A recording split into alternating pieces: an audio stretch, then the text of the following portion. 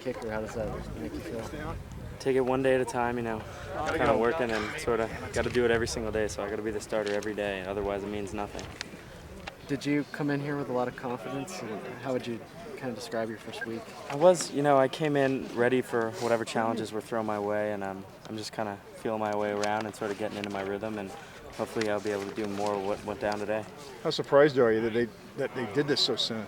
I'm not surprised at all. Really? Special teams here has always been a big kind of, with John Embry has been a really big emphasis, so it's really good to see that they actually care a lot about it, and I'm really excited to see the challenges that come my way in the next few weeks. When you woke up this morning, even he didn't know that he was going to name you. He thought he had an idea, but once you hit 9 in a row, he says, "Why not? Let's make a name of me now." Did you? I'm just kind of taking on whatever comes my way, and I'm just sort of ready for whatever comes at me. That's how you have to be as a kicker. You never know where the kick's going to be, when it's going to happen, so you just always got to be ready, and when it comes, you're ready, and that's what it's about. How'd you feel when they said, "Okay, he's kicked 9 in a row. If he kicks the 10th one, he's our kicker," and everybody came over and watched? Same thing. It's got to Really? be the same thing every single time. It's how when you get to big games, it's no different than in practice. How many game winners did you kick at Westlake? I actually went to Harvard Westlake. Harvard Westlake. I'm sorry. No, it's cool. Sorry. I actually didn't have any. No kidding. Nope. We weren't exactly a football powerhouse. We were never really close enough to beat anyone by a game winner. But so I'm just kind of taking it one step at a time. Did you feel the least bit overwhelmed when you came in and started camp?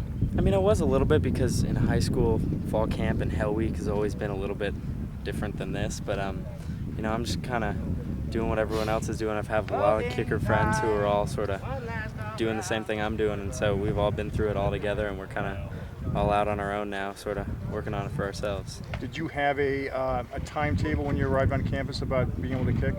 Not really. I'm just kind of, because Justin Castor's been here for a year, so I sort of follow him around and sort of learn the ropes through him. So I'm kind of figuring out what we do when and all that kind of stuff. And we actually kicked a lot today, and we have another kicking practice later, I think. So it's going to be crucial to keep our legs as strong as we can for all of camp. How would you describe your consistency from day one of camp? You had one day that you were, I think, a little sketchy, but otherwise you've been pretty good, right? Yeah. Well, I started out really good. I went 27 for 29 the first day, and I think that might have.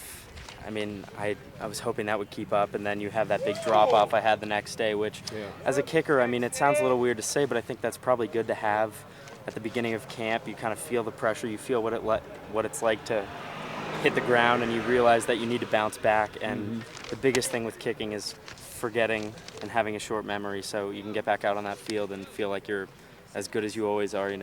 Most kickers have done this a long time, especially when you get to the college level, and it's got to be the same thing every time, and you won't be here if you're not good, so you just got to go back to your normal self and kind of find your own rhythm.